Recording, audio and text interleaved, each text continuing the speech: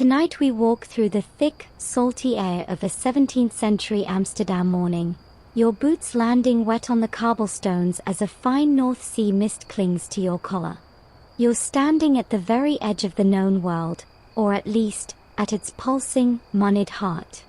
To your left, the masts of 100 ships scratch at the low grey sky, their hulls groaning against the stone quays, packed to the brim with Baltic timber, Norwegian herring, and the peppery scent of 1,000 spices from islands so far away that the men who sailed there came back with skins stretched tight over their bones and stories that made no sense. To your right, the gabled houses lean in conspiratorially, their brick facades gleaming wet, and through their leaded glass windows, you can just make out the flicker of candlelight illuminating the ledgers of men who are, at this very moment, rewriting the rules of wealth itself. You've arrived in the Dutch Republic, a place that, by all rights, shouldn't exist, a swampy, windswept patch of northern Europe that has, through sheer stubbornness and a brilliant grasp of maritime capitalism, become the richest corner of the planet. And if you're not careful, it will also be the place that separates you from every last guilder you own, all for the price of a flower you probably won't get to see bloom. So, before you get comfortable, take a moment to like the video and subscribe, but only if you genuinely enjoy what I do here. Now, dim the lights, and let's ease into tonight's journey together. You are, for all intents and purposes, a ghost in this world, invisible to the merchants who hurry past with their ledgers tucked under their arms, their breath clouding in the cold air. You're here to understand how this city, this improbable republic, works. And it works on credit, on trust, and on the relentless, almost obsessive pursuit of profit. These aren't just traders, they are the architects of the first modern economy. They've kicked out the Spanish, drained the polders, and built ships by the thousands, sleek, swift flyboats designed to carry the maximum cargo with the smallest crew, undercutting every other European power on freight costs.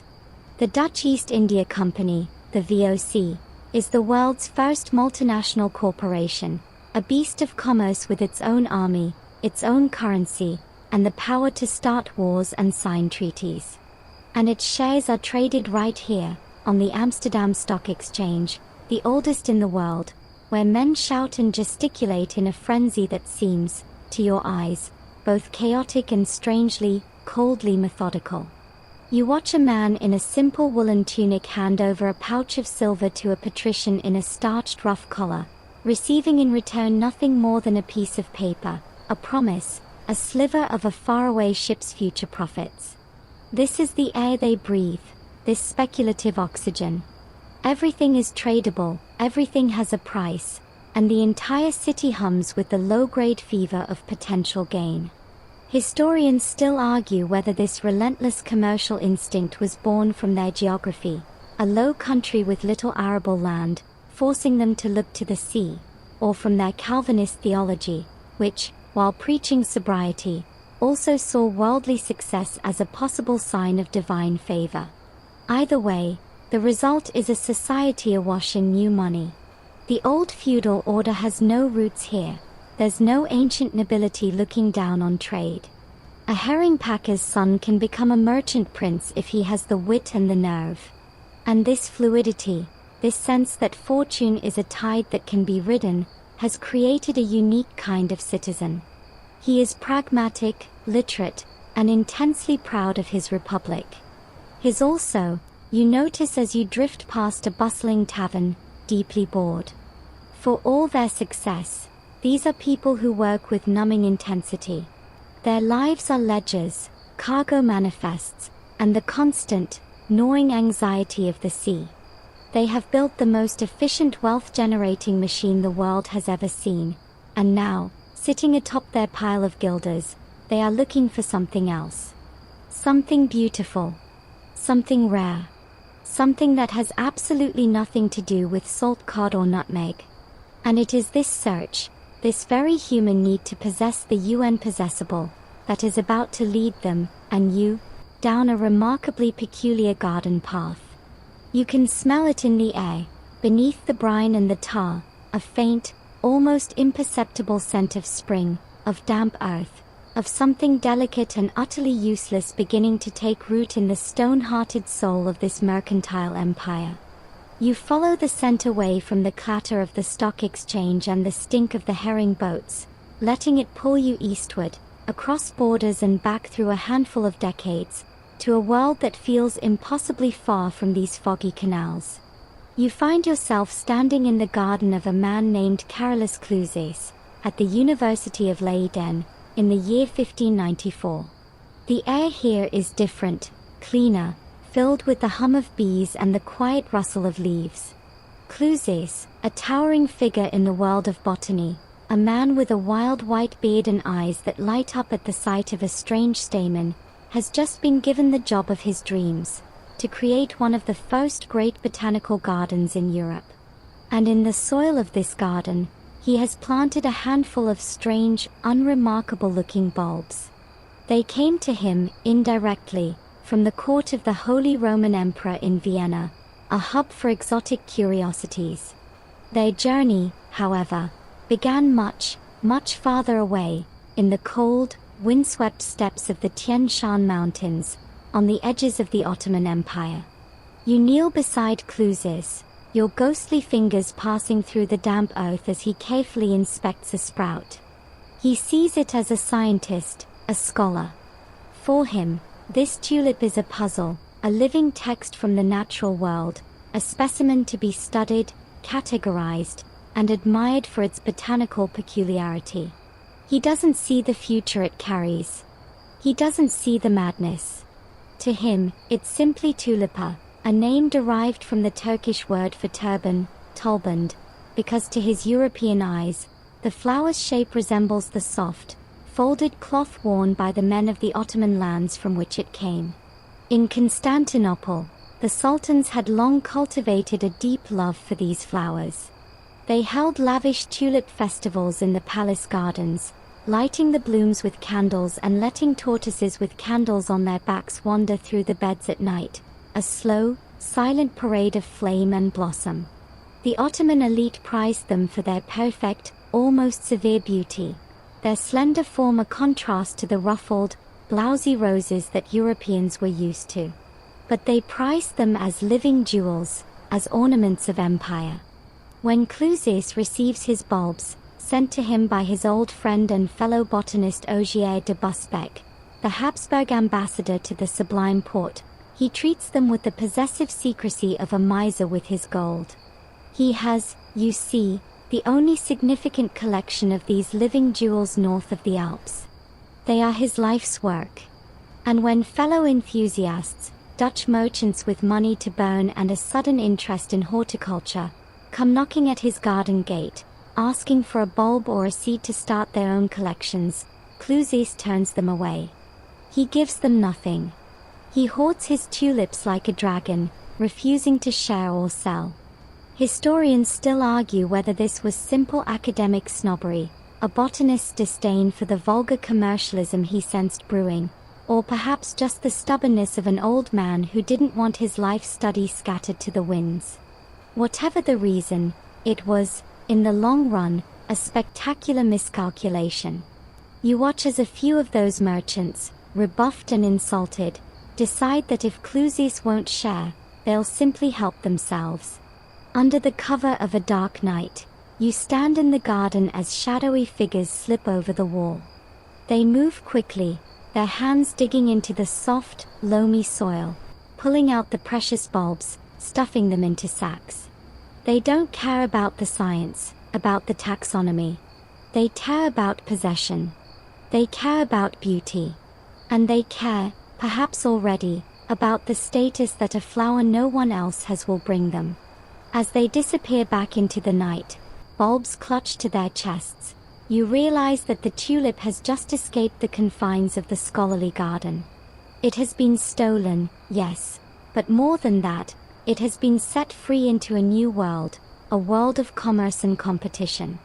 The flower that was once a quiet pleasure for sultans and a scientific curiosity for a botanist is now in the hands of Dutch merchants, men who understand value, rarity, and desire better than anyone on earth. They have no idea what they've just dug up, but you do. You can already feel the first faint pulse of a fever beginning to stir in the cold Leyden night. You follow those stolen bulbs out of Clusius's garden and into the homes of the men who took them, watching as they are planted in small, protected plots behind the grand merchant houses along the canals. These aren't farmers, you realize. These are the elite of Dutch society, men who sit on the boards of the VOC, who have their portraits painted in black silk suits and towering white ruffs, their hands resting on globes and ledgers. They are, by nature, collectors. Their homes are already crammed with curiosities, nautilus shells carved by German silversmiths, exotic feathers from New Guinea, paintings that cost more than most men would earn in a lifetime. They have maps on their walls showing coastlines their own ships have charted. They have mastered the world of things, of objects that can be bought, sold, and displayed. And now, in their tidy, walled gardens, they have something new to obsess over: the tulip. You stand with a merchant named Adrian Poor as he examines his small but growing collection one spring morning. He's not a botanist like Clusius. He doesn't care about the plant's place in the natural order. He cares about its face. He cares about the way the sunlight catches the petals, about the exact shade of crimson bleeding into white, about whether this year's bloom is more striking than his neighbor's. And this is where the tulip, in these early decades of the 17th century, begins its strange transformation. It stops being merely a flower and becomes a status object, a piece of living art. To have a rare tulip in your garden is to announce to every visitor that you have taste, that you have connections, that you have the means to acquire what others cannot. It's the botanical equivalent of hanging a Rembrandt in your front hall, except that Rembrandt's paintings don't die back every autumn and vanish underground for half the year. You notice something else as you drift from garden to garden. These men talk to each other about their tulips. They visit each other's collections. They compare blooms. They discuss soil conditions and planting techniques with the same intensity they bring to discussions of Baltic grain prices. A social circle is forming, a kind of informal club of tulip enthusiasts, and membership in this club requires one thing above all: a bulb that makes your neighbors jealous. The competition is quiet, polite, utterly Dutch in its restraint, but it's competition nonetheless. And competition, as these merchants know better than anyone, breeds desire. Desire breeds value. And value, left unchecked in a closed circle of wealthy men, begins to do strange things. You watch Poor receive a visitor, another merchant from Haarlem, a man named Peter. They stand over Poor's newest acquisition, a bulb that last spring produced a flower of deep purple streaked with white. Peter admires it. He compliments Poor on his gardening skill. And then, almost casually, he asks if Poor would consider selling it. Not for planting, you understand, but for the bulb itself, to take home and add to his own collection. Poor hesitates. He hadn't considered selling. The thought feels almost indecent, like selling a family portrait. But Peter names a price, a surprisingly high price, more than a skilled craftsman earns in a year. And you see something shift in Poor's eyes. The collector's pride flickers, and for just a moment, the merchant's calculation takes its place. He says no, eventually, waving the offer away with a laugh. But the seed has been planted, not in the garden soil, but in the fertile ground of the Dutch commercial mind. The tulip, you realize, has just been assigned its first real price. And that price, whispered from one merchant's garden to another, is about to begin its slow, creeping climb. Historians still argue about the exact moment when the tulip crossed the line from collectible to commodity. Some point to these early private sales among gentlemen. Others insist it happened later, in the taverns. But standing here, watching Poor turn down Peter's offer while mentally calculating what he might have done with the money, you can feel the shift happening in real time. The tulip is no longer just a flower. It's becoming something else, something that exists in two places at once. In the soil, where it blooms and fades, and in the imagination, where its value can grow without limit. And in a city of men who have built their entire world on imagination, on the idea that a ship sailing east will return with spices that can be sold for 10 times their cost, that's a very dangerous combination. You're walking through a garden in Harlem, and something about the flower bed catches your attention. Among the solid reds and yellows, one tulip stops you cold. Its petals are white, but not plain white. They are streaked and feathered with deep, vivid red, as if a painter has dragged a dry brush loaded with crimson paint across the surface. The flames seem to dance as the light shifts, each petal a unique pattern, a one-of-a-kind signature written in color. This, you realize, is what they are all after. This is the Holy Grail. This is the broken tulip. You kneel beside the bed, watching the merchant of the house approach with obvious pride. He doesn't see you, of course, but he sees the flower, and his face softens in a way it never does when he's looking at his ledgers. This tulip, this particular specimen, is his greatest treasure. It wasn't grown from seed. It wasn't bred. It simply appeared one spring, a sport, a mutation, a beautiful accident in a bed of ordinary bulbs. He calls it a bizarden or a roses depending on the color pattern, but the name doesn't matter. What matters is that no one else has one quite like it. And if he's lucky, if he tends it carefully and propagates it, he might have more. Not many more. The tulip is stubborn that way, but enough to trade with other collectors, enough to build a reputation. Here's the thing about these broken tulips, the thing that no one in this garden knows yet, the thing that won't be understood for another 300 years. The beauty, the flaming, the feathered patterns that drive men to such desire, are a sickness. You're looking at a tulip that has been infected by a virus, specifically the tulip-breaking virus, transmitted by tiny peach potato aphids that move from plant to plant, injecting their microscopic payload. The virus doesn't kill the tulip, not quickly anyway. What it does is interfere with the pigment production, suppressing the base color in some areas and allowing it to flare up in others, creating those stunning, unpredictable streaks and flames. It's a disease.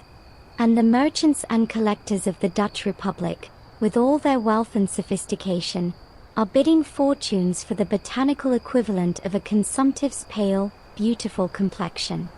You watch the merchant carefully cut the bloom, not for sale, but to preserve in a folio, a record of this year's pattern.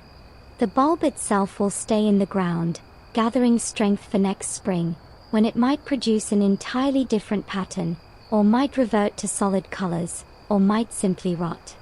This uncertainty, this complete lack of control, is part of what makes the game so compelling. You can't force a tulip to break. You can't breed it reliably. You can only wait and hope and watch, and if you're very lucky, the aphids will visit your garden and leave you a fortune in the dirt. The merchant's name, you learn by listening to his conversation with a visiting friend, is Nicolai's. He's a cloth merchant by trade, successful enough to have this garden and this collection. His friend admires the broken tulip and asks about its name. Every important tulip has a name, you see, a title that captures its essence and adds to its mystique. This one is called Semper Augustus, the August, the Eternal, the Imperial. The name alone elevates it, wraps it in classical dignity. Nicolai explains that he acquired the bulb 2 years ago from a collector in Amsterdam, trading 3 ordinary bulbs and a significant sum of cash for the chance to possess it. The bulb hadn't bloomed the first year, a common frustration, but this spring, this glorious spring, it had finally revealed itself. And now, Nicolai is one of a handful of men in the entire Republic who can claim ownership of a Semper Augustus lineage. Historians still argue about the exact number of truly broken tulips in circulation during these early years. Dozens, certainly. Hundreds, possibly. But each one is unique, each one a separate strain of the virus expressing itself in a different genetic host. This means that the market for tulips isn't a market for a single commodity, like grain or herring. It's a market for hundreds of individual, non-fungible objects, each with its own personality, its own history, its own potential for future beauty or future disappointment. And in this fundamental strangeness, this impossibility of standardization, lies the seed of everything that's about to happen. You're not trading flower. You're trading the unique, diseased offspring of a flower that refuses to be tamed. You step out of Nikolai's garden and follow the conversation, drifting through the narrow streets of Harlem until the walls of private gardens give way to the smoke and noise of public life. The year has crept forward, and you find yourself in a tavern called the Golden Compass, its low ceilings stained brown with tobacco smoke, its wooden tables scarred by decades of spilled beer and heated negotiations. This is where the shift happens, you realize. This is where the tulip escapes the garden for good. The men gathered here aren't all merchants. Some are, certainly, recognizable by their fine wool and the confident way they order the expensive wine. But others are different. There's a man in rough canvas trousers who smells of tar and fish, a herring packer by the look of him, nursing a single beer and listening intently to a conversation at the next table. There's a woman, unusual in a tavern, but she's no one's wife, a widow perhaps, running her late husband's small business and keeping her eyes open for opportunity. And there's a young man, barely out of his teens, clutching a leather pouch and looking around with the slightly desperate eagerness of someone who has saved his first real money and can't wait to do something with it. The conversation at the center of the room isn't about ships or spices or the price of Baltic wheat. It's about tulips. But not in the way Nikolai's discussed them in his garden. There's no talk of the beauty of the bloom, no reverent descriptions of flamed petals. Instead, you hear numbers, prices, rumors of sales. Someone claims a bulb called Viceroy sold last week in Amsterdam for 1,000 guilders. Another man scoffs, says it was 900, but confirms that the sale happened. A third mentions a Semper Augustus changing hands, though he can't confirm the price. The herring packer leans forward slightly, his beer forgotten. The young man with the pouch shifts in his seat, his knuckles white around the leather. This is the moment. You can feel it in the air, the same electric tension that hums through the stock exchange when a VOC fleet is overdue. The tulip has migrated. It has left the garden, where it was admired for its beauty, and entered the tavern, where it will be traded for its price. The men who collect tulips, the connoisseurs, are still here, still part of the conversation. But they are being joined by a new breed, men who have never planted a bulb in their lives, who couldn't tell you the difference between a roses and a bizarden, but who know exactly how many guilders a particular bulb fetched last week and how many it might fetch next month. You watch a transaction unfold at a corner table, away from the main crowd. Two men lean close, speaking in low voices. One slides a small cloth pouch across the table. The other opens it carefully, peers inside, and nods. He produces a piece of paper, already written, and hands it over. The first man reads it, folds it carefully, and tucks it inside his coat. No money changes hands, at least not yet. What you're witnessing is a forward contract, a promise to deliver a specific bulb at a specific future date, with payment to follow. The bulb itself, you realize, is probably still in the ground. It might not even exist yet, not as a separable object. But its future has just been sold, its potential value locked in on a piece of paper that will be traded again before the bulb is ever dug up. Historians still argue about exactly when the first such contract was signed. Some point to the 1610s, when tulip mania was just a gleam in a few collectors' eyes. Others insist it happened later, in the mid-1630s, when the frenzy was in full swing. But standing here in the Golden Compass, watching these two men shake hands over a bulb that won't see daylight for another 6 months, you understand that the line has been crossed. The tulip is no longer a flower. It's no longer even a commodity, not really. It's becoming something else, something purely abstract, a symbol of value that floats free from the thing itself. And in a society of merchants who have spent a century learning to trust in paper, in promises, in the shade fiction of credit, this new abstraction is about to spread like the very virus that created those beautiful, broken petals. You remain in the Golden Compass as the seasons change outside its grimy windows, watching the same faces return again and again, joined by new ones, until the tavern's back room takes on the feeling of a second home for a growing tribe. These are the professional tulip traders now, men who have shifted their primary business from cloth or herring or timber to the buying and selling of paper that represents bulbs that may or may not be in the ground. They have names for themselves, florists or blomiston, though they are neither flower sellers nor gardeners in any traditional sense. They are speculators, and they are building a machine. You sit beside a man named Willem, watching him work. He's not young, maybe 50, with the thickened knuckles of someone who spent decades hauling cargo before he found his way into this new trade. But his hands are clean now, his clothes respectable if not fine, and he has a small leather notebook that he guards with his life. In that notebook, written in a cramped, barely literate hand, is a record of tulip prices. Not official prices, there are no official prices, but the prices he's heard quoted, the prices of actual sales, the prices being asked for bulbs he might never see. He updates it constantly, leaning into conversations, asking quiet questions, building his own private index of a market that exists only in the minds of the men around him. Across the room, a transaction unfolds that would have seemed impossible just a few years earlier.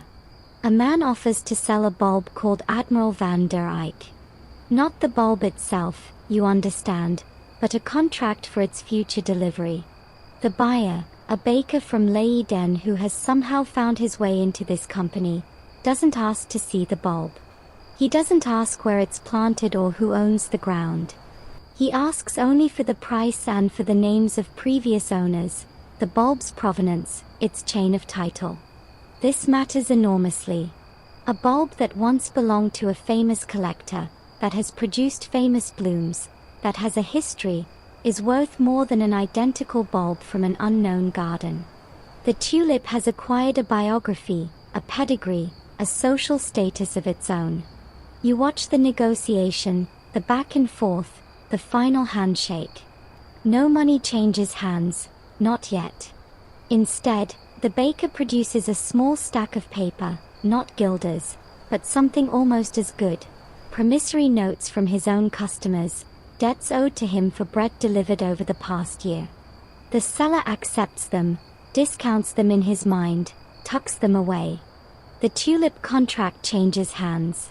And you realize that the entire economy of the Dutch Republic is being drawn into this vortex, not just the cash, but the credit, the debts, the paper promises that keep the real world running. A baker's unpaid bread bills are now the currency for a flower that won't bloom for another 6 months.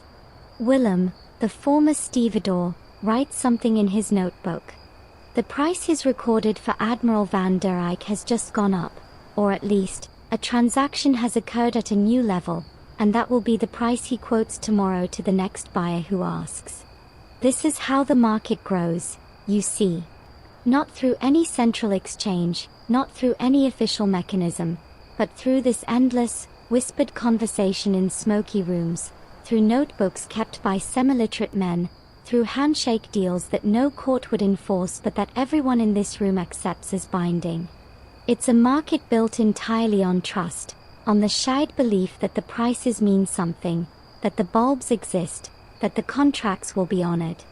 And trust, as these men know better than anyone, is the most fragile commodity of all.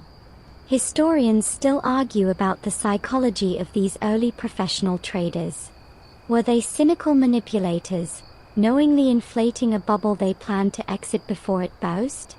Or were they true believers, caught up in a collective delusion that seemed, in the moment, entirely rational? Watching Willem update his notebook, his face intent with concentration, you suspect the answer is both. He's seen opportunity, and he's seized it.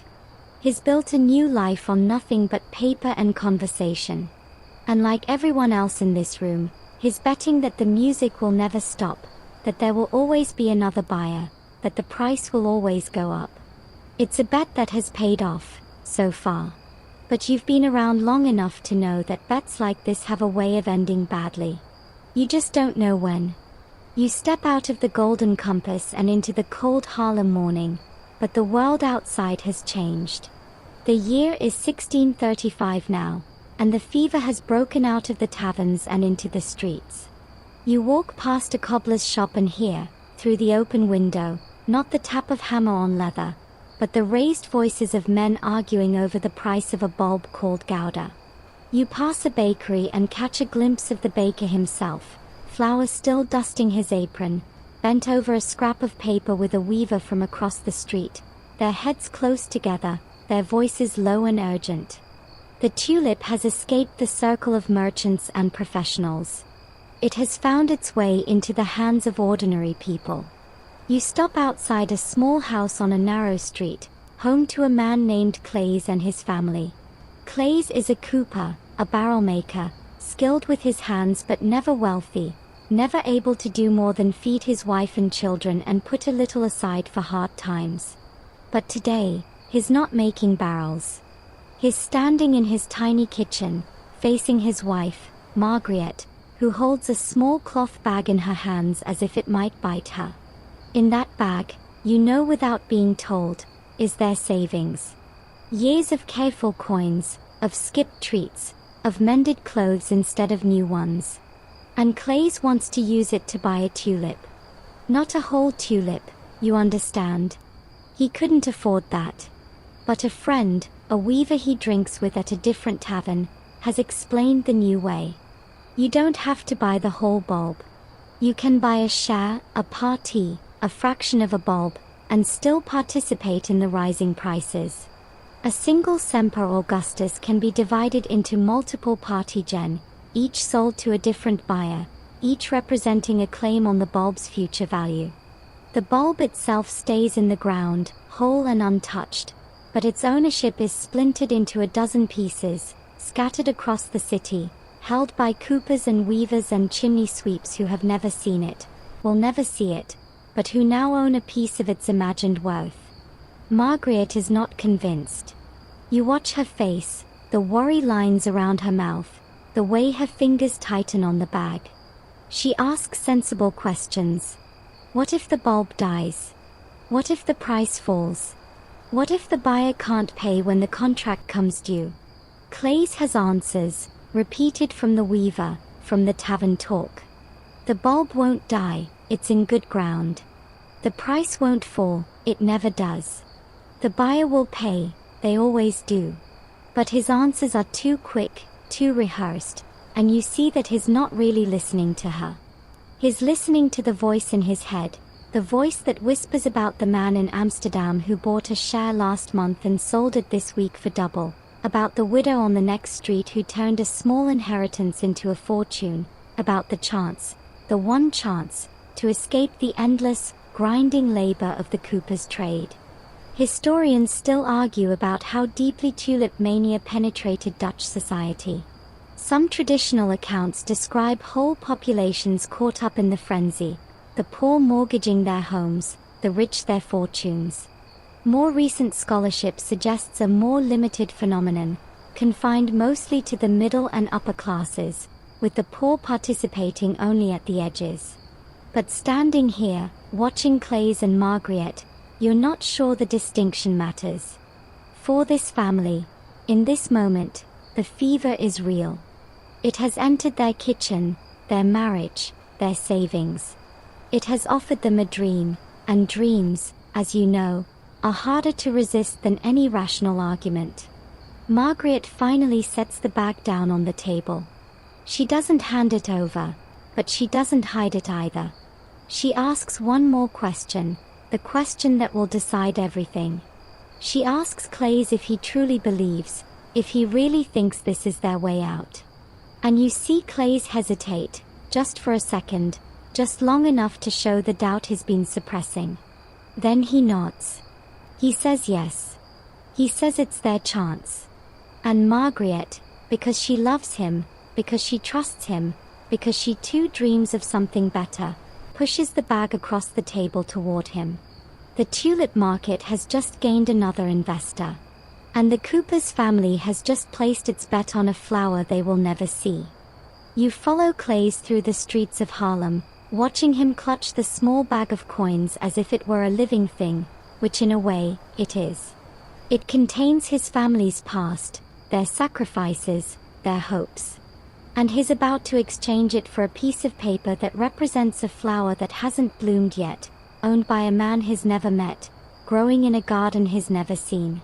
This is the machinery of madness, and you're about to watch it assemble itself. The weaver, a man named Jan, meets Clays at a tavern called the Three Crows, a step down from the Golden Compass, rougher, louder, filled with the smoke of cheap tobacco and the smell of spilled beer. This is where the middling sort do their business, the artisans and small traders who can't quite afford the finer establishments but have money enough to play the game. Jan leads Clays to a corner table where another man sits waiting, a notary by the look of his ink-stained fingers and the neat stack of paper before him. His name is Van der Meer, and he's here to make things official. You watch as Jan explains the transaction to Clays. The bulb in question is a Viceroy, not the rarest, not the most expensive, but solid, reliable, a name that commands respect in the market. It belongs to a man in Amsterdam, a brewer who has built a substantial collection and now, for reasons of his own, is selling shares. Clays isn't buying the whole bulb, Jan reminds him. He's buying 1/16 of it, a party that entitles him to 1/16 of the bulb's value when it's eventually sold, or 1/16 of the proceeds if the owner decides to keep it and sell offsets later. The price for this share is 300 guilders, nearly a year's wages for a skilled cooper. Clays doesn't have 300 guilders in his bag. He has 240, his entire savings. Jan has anticipated this. He produces a small notebook of his own and shows Clays a list of names, other small investors who have already committed to shares in this same bulb. One of them, a baker, has agreed to lend Clays the remaining 60 guilders, secured against next year's labor, against barrels Clays will make and the baker will use. The loan is informal, a handshake, a promise. But in this world of paper and trust, a promise is as good as gold, at least until it isn't. Van der Meer the notary writes it all down. He records the names of the bulb's owner in Amsterdam, of the seller Jan, of the buyer Clays, of the lender the baker. He describes the bulb, its lineage, its price history. He specifies the terms of the contract, the delivery date, the payment schedule, the penalties for default. And when he's finished, he reads it aloud, slowly, carefully, making sure Clays understands every word. Clays nods, though you can see he's struggling, the legal language far from the simple world of barrel staves and iron hoops.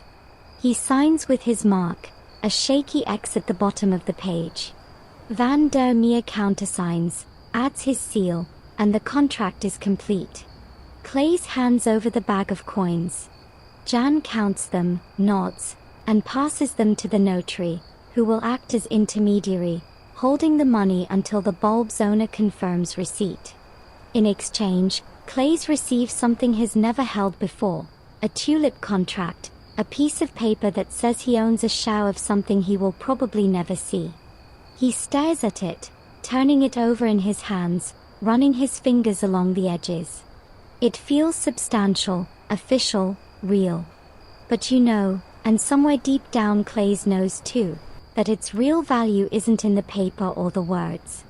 Its real value is in the minds of other people, in what they believe it's worth, in what they'll pay for it tomorrow or next week or next year. Historians still argue about the sheer volume of these contracts during the peak of the mania. Thousands, certainly. Tens of thousands, possibly. Enough to create a shadow economy that ran parallel to the real one, trading in nothing but promises and hopes. And as you watch Clays tuck his contract carefully inside his shirt, close to his heart, and step back out into the Harlem streets, you understand that this shadow economy has just claimed another soul. The Cooper is now a speculator. His family's future rests not on his skill with wood and iron, but on a piece of paper and the continued willingness of strangers to believe that a flower is worth more than the coins in their pocket. You follow the paper trail from Clays's contract deeper into the heart of the fever, watching as the prices climb like a ladder propped against the sky. The year is 1636 now, and the market has entered a phase that even the most seasoned traders struggle to explain. You stand in the great hall of a Harlem tavern, not the Golden Compass or the Three Crows, but something grander, a place where the separate circles of society briefly overlap, where a wealthy merchant might find himself standing next to a successful baker, both of them clutching contracts and both of them watching the same spectacle unfold. The spectacle is a bulb called Semper Augustus. You remember it from Nicolai's garden years ago, a beautiful accident, a broken tulip of extraordinary coloring. Since then, its lineage has spread, carefully propagated by the handful of men lucky enough to own pieces of the original stock. There are perhaps a dozen Semper Augustus bulbs in existence now, maybe fewer. Each one is precious beyond measure. Each one is a tiny fortune growing in the cold Dutch soil. And today, in this tavern, one of them is changing hands. Not the bulb itself, of course. It's still in the ground, sleeping through the winter, waiting for spring. What's changing hands is a contract, a promise to deliver that specific bulb when it's ready. But in this market, in this moment, that distinction has ceased to matter. The contract is the bulb. The paper is the flower. And the price being discussed is enough to make your head spin. The seller is a man named Bartholomeus, a silk merchant from Amsterdam who has built his tulip collection over years of careful acquisition. The buyer is Cornelis, a wealthy brewer from Harlem who has decided that his own collection, impressive as it is, lacks a true masterpiece. They sit at a table surrounded by onlookers, the notary already writing, the crowd pressing close to catch every word, every gesture, every clue to the final price. Bartholomeus opens with a number that would have seemed insane a year ago. 5,000 guilders. You watch Cornelis's face, searching for a reaction, but he's a brewer, accustomed to negotiation, and his expression reveals nothing. He counters, not with a lower number, but with an offer to include 3 other bulbs from his own collection, solid specimens, proven producers. Bartholomeus shakes his head. He wants cash, or its equivalent. He wants the clean, simple certainty of guilders. The negotiation continues for an hour, 2 hours, the price climbing and falling in a dance as intricate as anything performed in the Amsterdam Stock Exchange. Other traders insert themselves, offering opinions, suggesting compromises, playing the roles that such rituals require.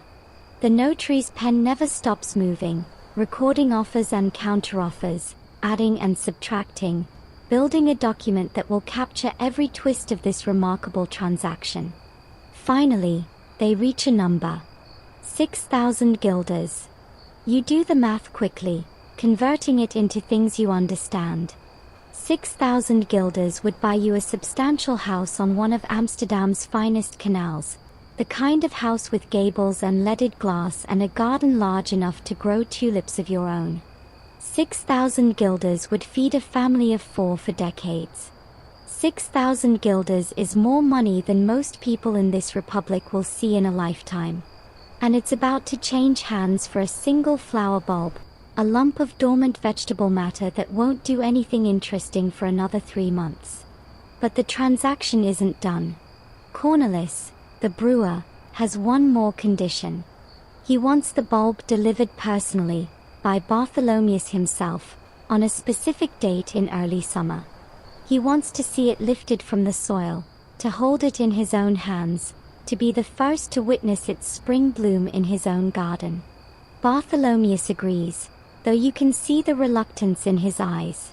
He's selling a piece of his legacy, and the thought of handing it over, of watching it disappear into another man's collection, is clearly painful. The notary writes the final terms, reads them aloud, and both men sign. The crowd erupts in applause, in congratulations, in the kind of celebration usually reserved for military victories or royal weddings.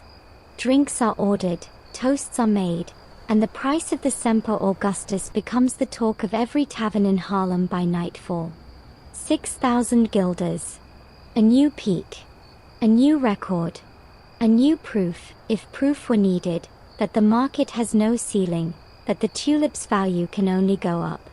Historians still argue about whether this famous sale actually happened, or whether it's one of those stories that grew in the telling, embellished by generations of moralists eager to illustrate the folly of speculation. But standing here, watching the celebration unfold, watching the gleam in Cornelis's eye and the forced smile on Bartholomeus's face, you're inclined to believe it. The fever has peaked.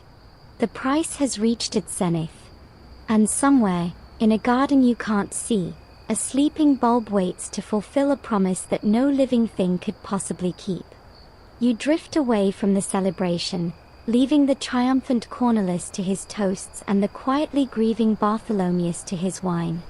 The winter of 1636 settles over the Dutch Republic, cold and grey, the canals freezing into ribbons of dirty ice, the gardens lying dormant beneath their blanket of frost.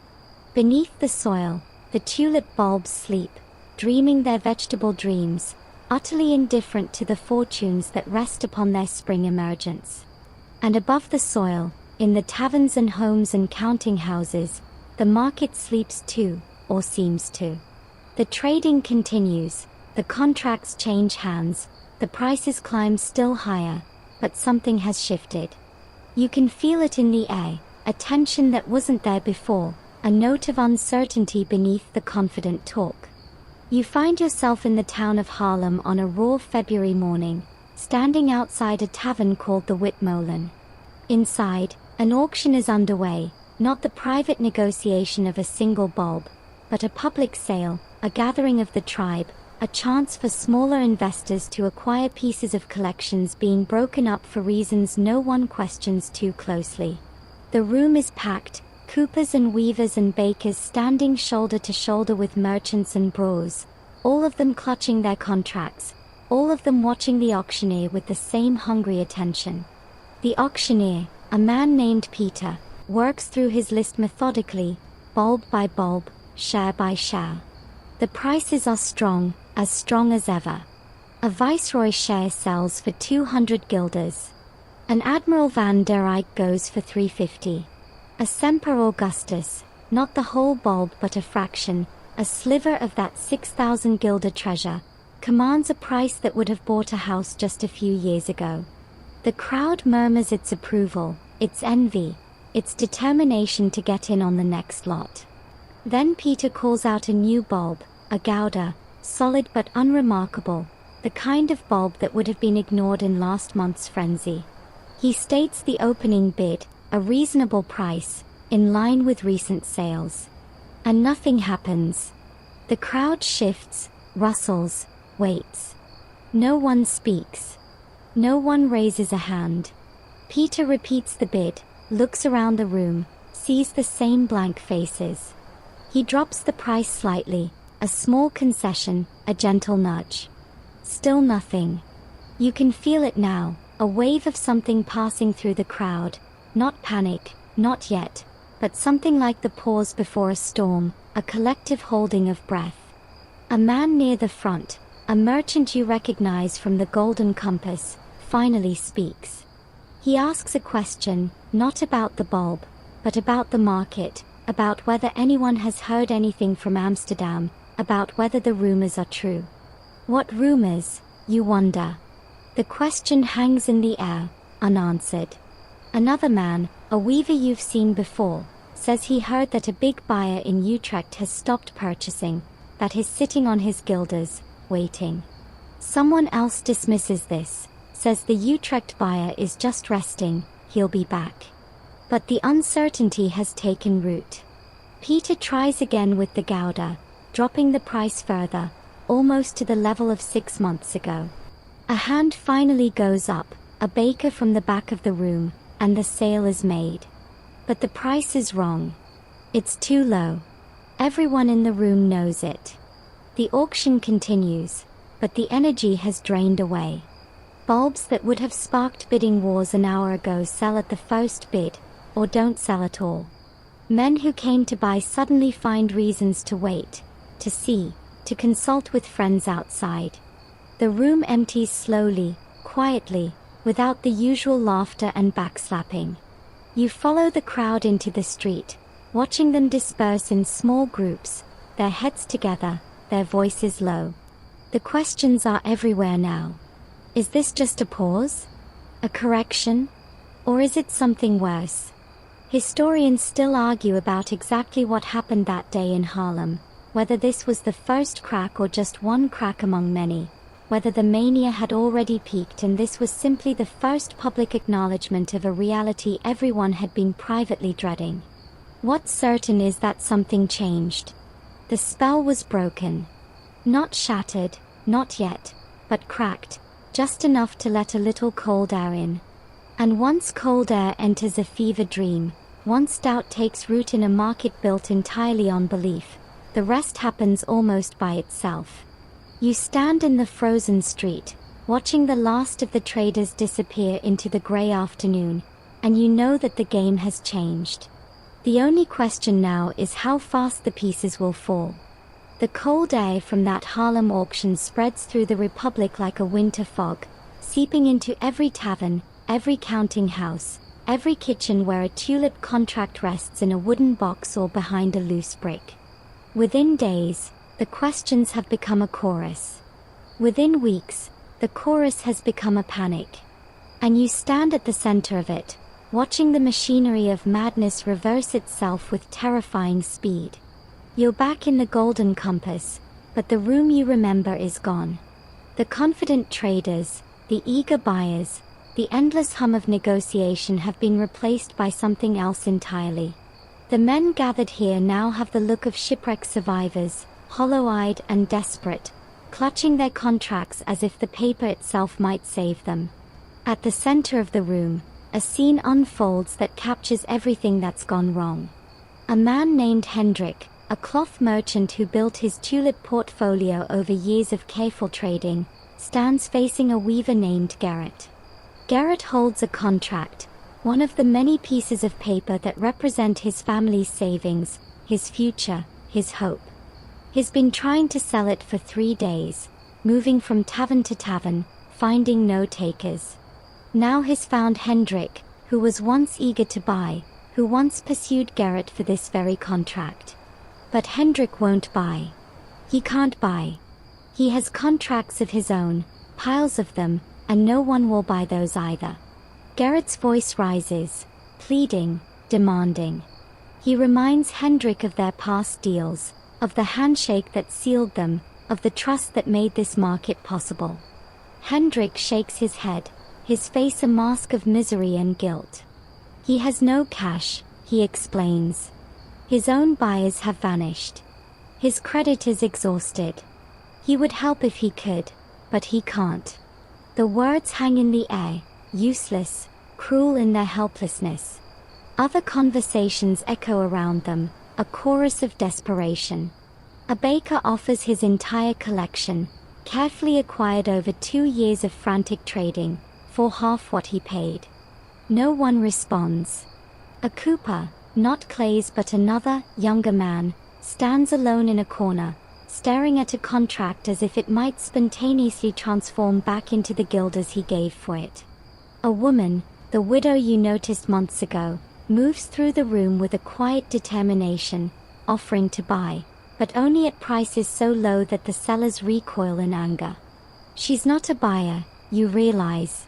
She's a vulture, picking at the edges of the wreckage, waiting for the desperation to deepen enough that even her insulting offers will look like salvation.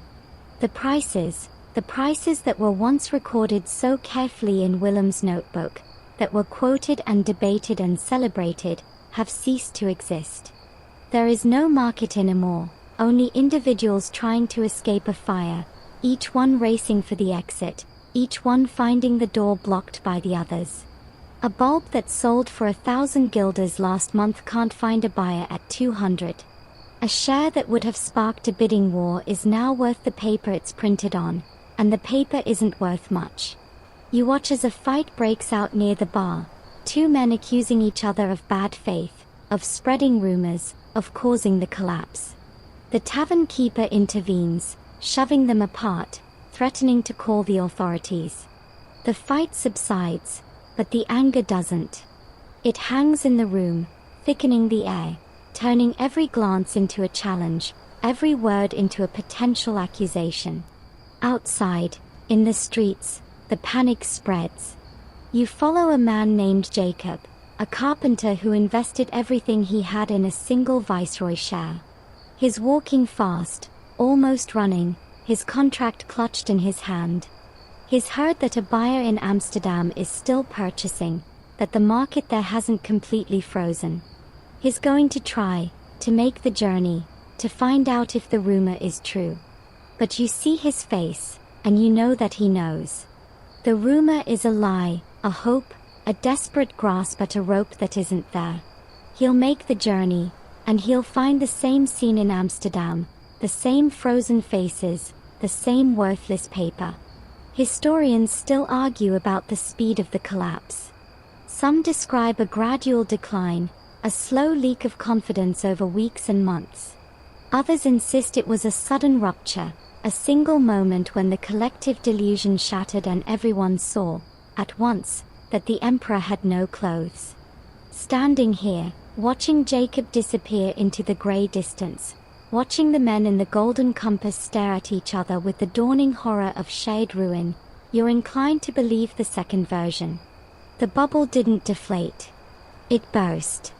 You walk the streets of Haarlem in the aftermath, and the city you thought you knew has become a museum of ruins. The panic that began in the taverns has spilled into every corner of daily life, leaving behind a landscape of quiet devastation. Men stand on street corners in small groups, their voices low, their faces grey. Women hurry past with their eyes down, clutching their children's hands a little too tightly. And everywhere, you see the paper. Contracts flutter from pockets, litter the floors of taverns, pile up on tables where no one bothers to bid anymore. The paper that was once worth houses, worth futures, worth dreams, is now worth nothing at all.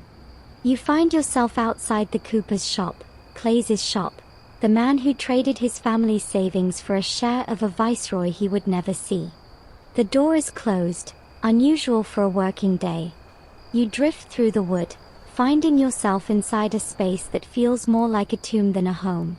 Claes sits at his kitchen table, motionless, staring at a piece of paper spread before him. His contract. His ruin. Across from him, Margaret sits too, her hands folded in her lap, her face empty of expression. They don't speak. There's nothing left to say. The coins that bought this paper are gone, spent, transferred to a seller who has probably lost them in turn. The loan from the baker, the 60 guilders borrowed against future work, remains. That debt is real, enforceable, unconnected to the fantasy of Tulip wealth.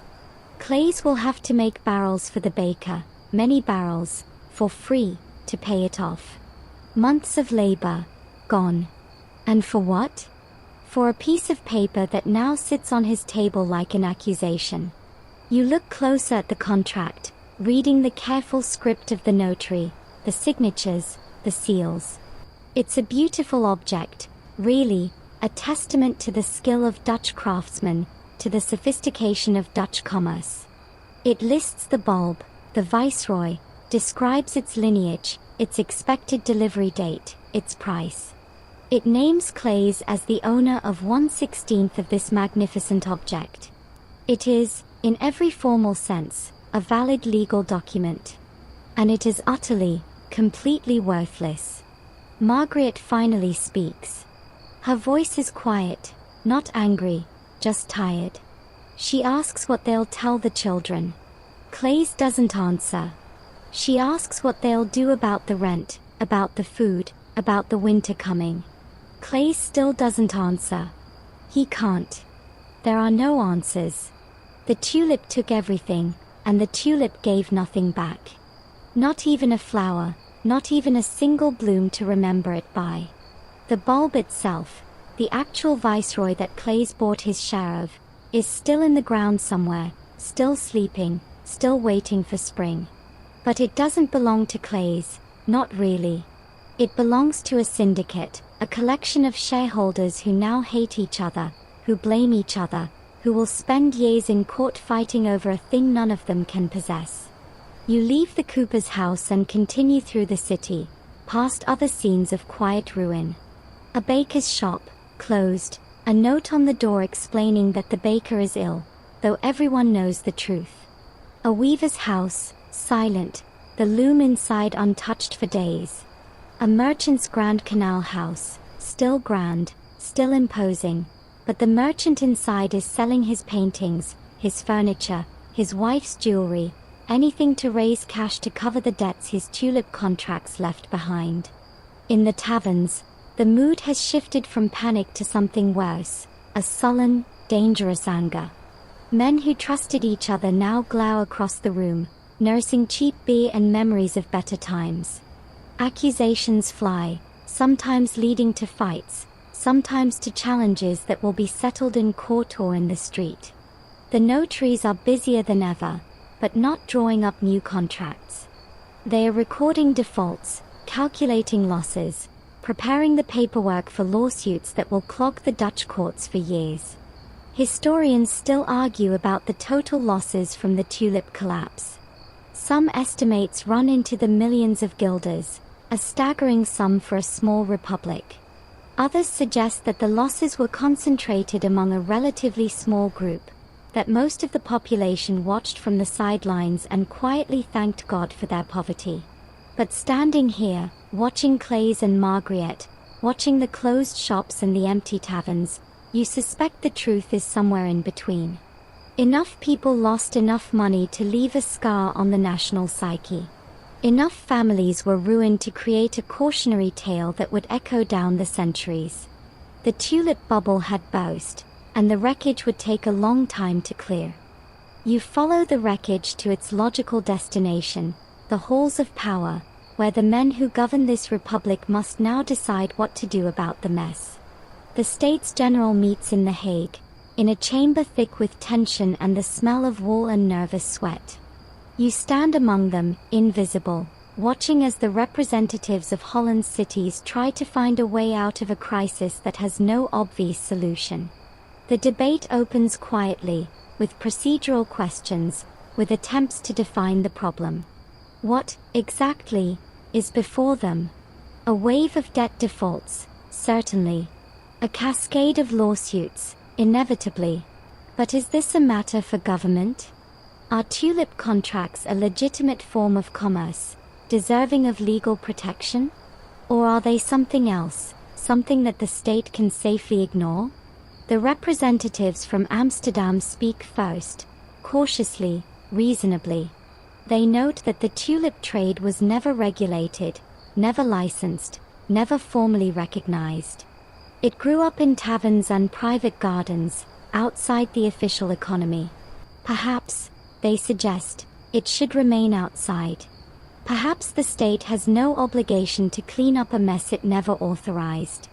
But the representatives from smaller cities, from Haarlem and Leiden and Utrecht, push back.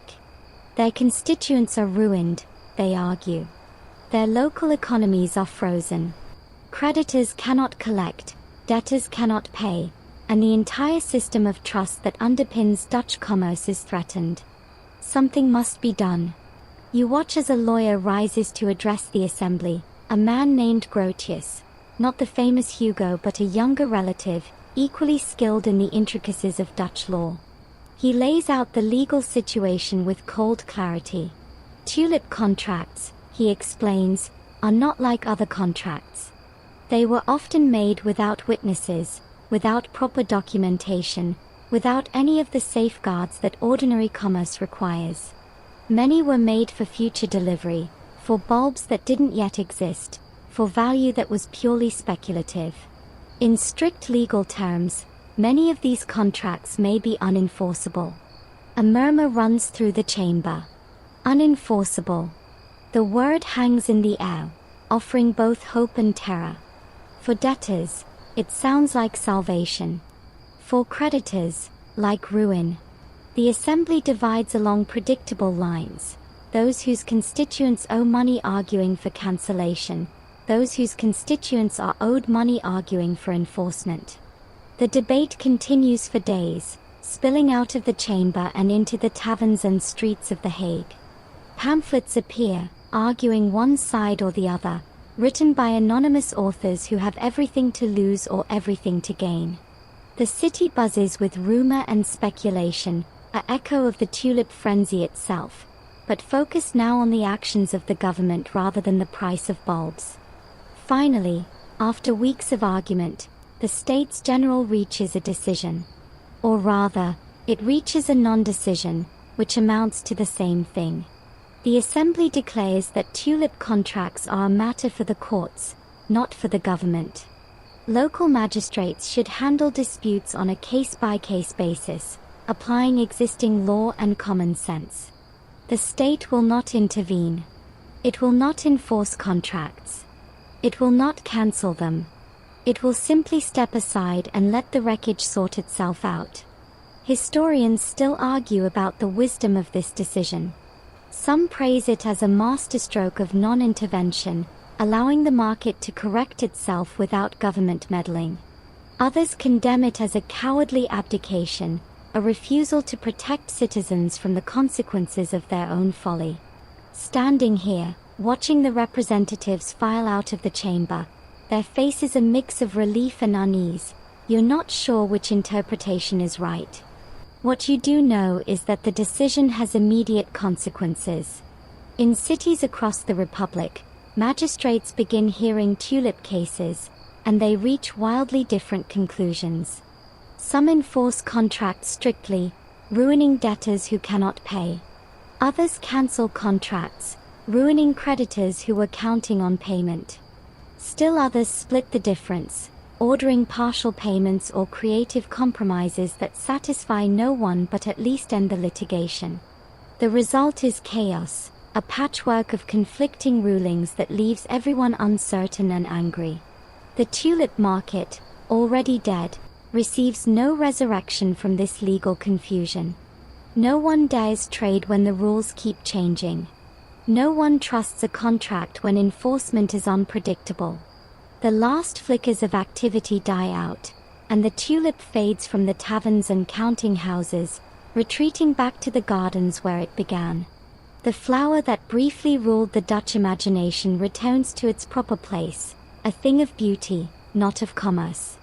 And the men who lost everything in its service are left to wonder, for the rest of their lives, how they could have been so foolish. You stand on the quay in Amsterdam as the spring of 1637 settles over the city, watching the Dutch do what they do best, get back to work. The tulip is gone from their ledgers, but the ships are still here, hundreds of them, their masts swaying gently against a sky the color of washed linen. The herring boats are preparing for the season. The East Indiamen are taking on cargo for the long voyage to the spices. And the merchants, the ones who survived, the ones who lost money but not everything, the ones who watched from the sidelines, are walking past you with the same purposeful stride they had before the fever took hold. You follow one of them, a man named Van der Heijden, who you remember from the early days, from the golden compass before the madness peaked. He was cautious then, buying a few bulbs for his garden but never speculating, never trading contracts, never joining the frenzy. His friends called him timid, old-fashioned, a man who didn't understand the new economy. Now they call him wise, or they would if they still spoke to him, but many of them have disappeared, moved away, retreated to smaller houses in smaller towns where no one knows their history. Van der Heijden walks to the VOC warehouse, a massive building that smells of cloves and cinnamon and the particular mustiness of distant places. Inside, clerks are busy with ledgers, recording the arrival of a fleet from Batavia, calculating the profits that will flow from this cargo, profits that are real, measurable, convertible into guilders that actually exist. You watch as Van der Heijden inspects a shipment of pepper, running his hands through the peppercorns, tasting one, nodding his approval. This is wealth he understands.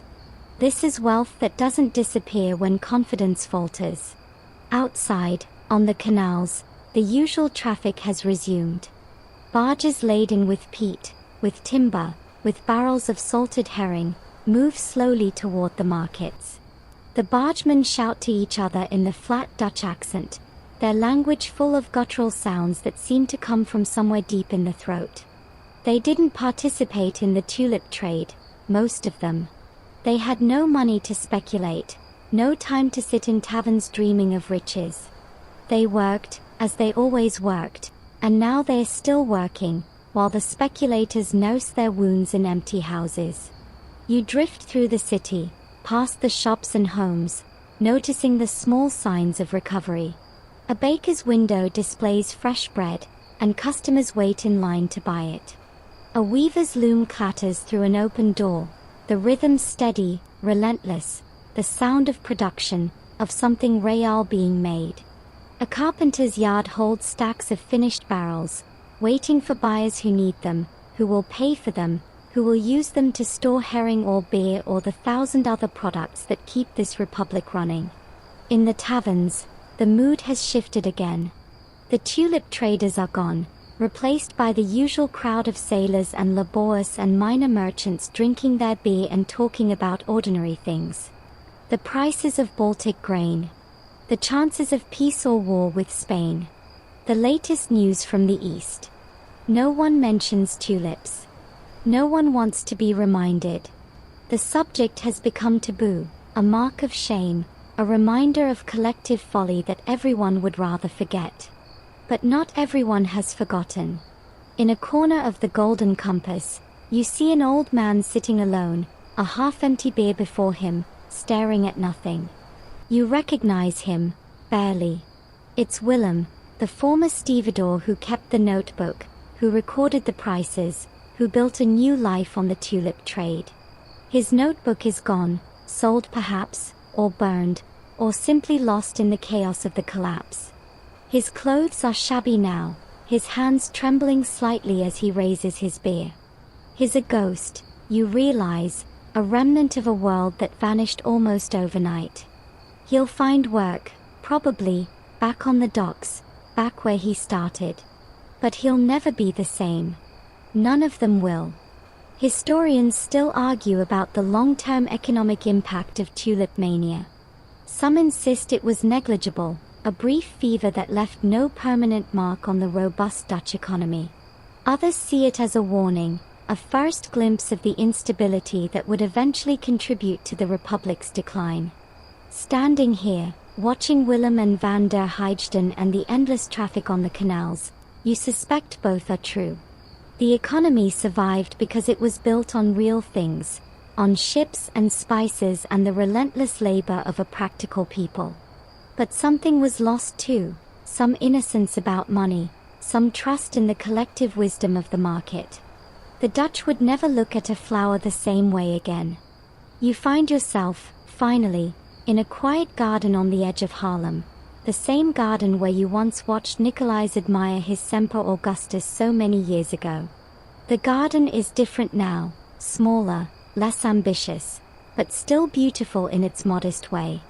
The tulips bloom in beds along the brick walls, solid colors mostly, reds and yellows and whites, with only an occasional flash of something more exotic, a broken tulip carefully isolated, watched, loved for what it is rather than what it might be worth. The fever has passed, and the flower has returned to its proper place.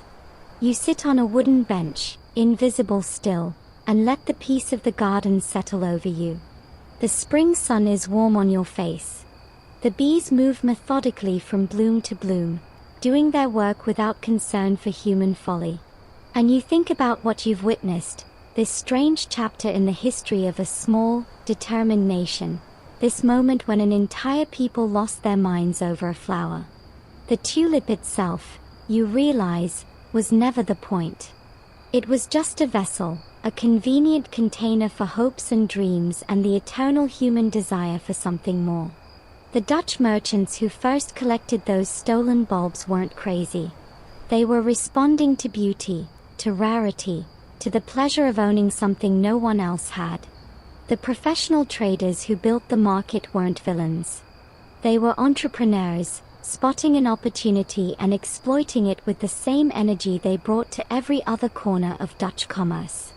And the ordinary people, the coopers and weavers and bakers who mortgaged their futures for a share of a bulb, they weren't fools. They were dreamers, reaching for a chance to escape the narrow boundaries of their lives.